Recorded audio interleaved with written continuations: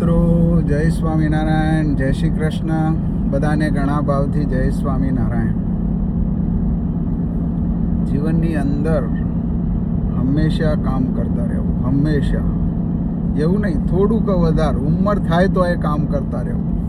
કારણ કે એવું નહીં કે ભાઈ પૈસાના લોભ ખાતર કામ કરવું. પણ અમેરિકાની અંદર પણ એક કહેવત છે કે if you don't crank in car then it won't start. એનો અર્થ એ કે જો તમે ગાડીના ચાલુ ફેરવવાની બંધ કરી દો ને, પછી લોબા ટાઈમ પછી એ સ્ટાર્ટ નહીં થાય. આનો અર્થ એ આપણા શરીર માટે પણ છે કે જો આપણે જ્યાં સુધી થાય ત્યાં સુધી, એવું નહીં કે ના થાય તો એ કરવું, પણ જ્યાં સુધી થાય તો 1-2 કલાક 3-4 કલાક કે જેટલું થાય એટલું નાનું મોટું થોડું કામ કરતું રહેવું, કે જેથી કરીને શરીરની એક્ટિવિટી રહે. કારણ કે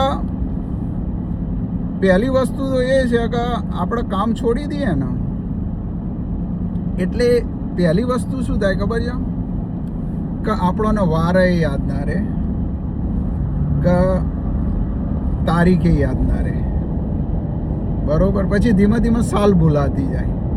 એટલે આ કેમ થાય છે?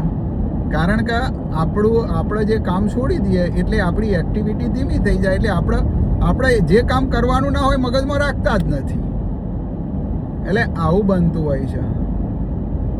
હા, જે 11 કરતા હોય જે લોકો, એમને પાછી તિથિની બધી ખબર હોય. એનું કારણ છે કે એમને ખબર હોય કે મારે 11 કરવાની છે. એટલે પણ જે લોકો 11 ના કરતા હોય, રિટાયર્ડ હોય, આવું બધું હોય ને, તો પછી રાગે આપણું શરીર છે ને એ રોગોનું ઘર બનતું જાય.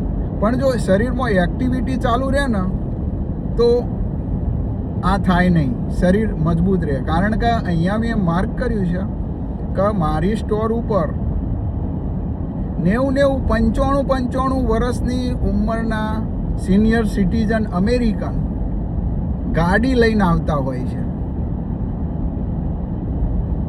અને એ લોકો લોબા ટાઈમ સુધી કામ કરેલું હોય છે. અહીંયા લોકો છેલ્લે સુધી કામ કરે.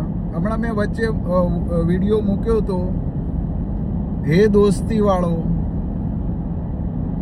એની અંદર પણ એ જ છે કે એ મારો મિત્ર જે છે લીરોય, એની ઉંમર કેટલી 70 વર્ષ છે, પણ 70 વર્ષ દેખાતી નથી. કારણ કે એ અત્યારે હાલ પણ કાર મિકેનિક છે અને ગાડીઓ રિપેર કરે છે અને બધું કામ કરે છે. એટલે મિત્રો આવું હોય છે.